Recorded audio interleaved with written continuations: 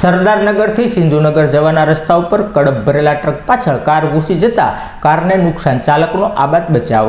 સરદારનગરથી ભરતનગર જવાના રોડ ઉપર આવેલ દેવુમાના મંદિર નજીક કાર ચાલકે સ્ટેરિંગ પરનો કાબુ ગુમાવતા કાર કડબ ભરેલા ટ્રક પાછળ ઘૂસી ગઈ હતી। આ અકસ્માત થતાં લોકોના ટોળાઓ એકત્ર થઈ ગયા હતા, જ્યારે અકસ્માતમાં કાર ચાલકનો આબાદ બચાવ થયો હતો અને કારને નુકસાન થવા પામ્યું હતું। બનાવના પગલે પોલીસે દોડી આવી ટ્રાફિકની સમસ્યાને હલ કરી હતી।